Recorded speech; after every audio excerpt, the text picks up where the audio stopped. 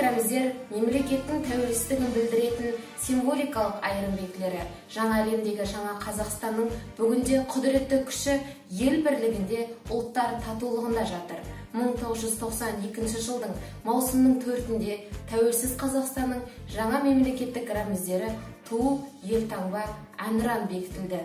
Бұл күн ел тарихында мемлекеттік рәміздер күні ретінде мәңгі есте сақталады. Қазақстан Республикасының Конституциясы 1995 жылы 30 тамызда жалпы халықтық референдумның негізінде қабылданды. Конституция мемлекеттік құрылыстың құқықтық негізін қалыптастырушы құжат болып табылады. Бұл Конституция 1993 жылғы Конституциядан айырмашылығы оның мазмұнының сапасында еді.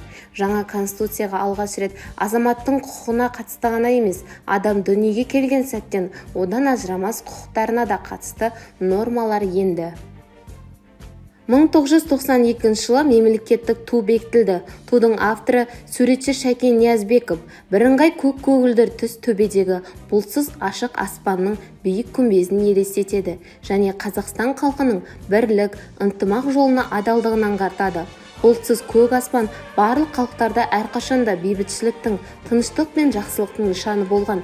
Қазақстан халқының жаңа мемлекеттілікке ұмтылған ниет тілегінің тазалығын, асқақтығын көрсетеді деп қорытындылауға болады.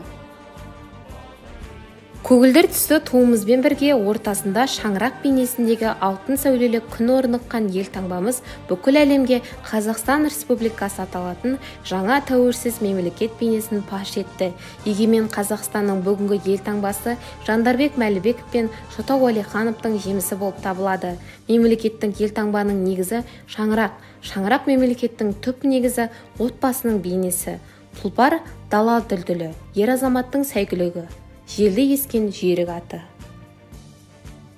Мемлекеттік рәміздердің тағы бір маңызды нышаны еліміздің рухани тұтастығын білдіретін әнұранымыз. Төл тарихымызда әнұран 2 рет қабылданды, яғни 1992 жылы және де 2006 жылы. Бақытты тағдыр өткен ғасырдың 50 жылдардың екінші жартысынан басталған. Халық арасында кең танымал патриоттық ән «Менің елім Қазақстаным» әнұран негізіне айналды. Қазақстан Республикасының әнұранының авторлары Шәмші Қалдаяқов, Жұмекен Нәжмадинов және де Нұрсұлтан Назарбаев. Мемлекеттік рәміздеріміз бүгінде шар тарапқа кеңінен танылды. Қазақ елін әлем жұртшылығы мойындады. Көк байрағымыз Біріккен ұлттар ұйымының ғимараты алдында тұр. Қазақтың туын Талғат Мұсабаев көк аспанда самғатты. Әлемдік спорт додаларында еліміздің олимпиада жеңімпаздары әнұранымызбен бірге көк туымызды биікке көтерді. Тәуелсіздігіміздің тұғырына айналған мемлекеттік рәміздеріміз болашаққа бет түзеген ұлы көшімізді демеп, игі істерімізді қолдай бергей.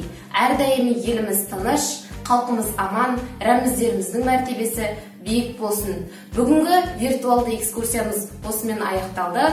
Қош сау болыңыздар.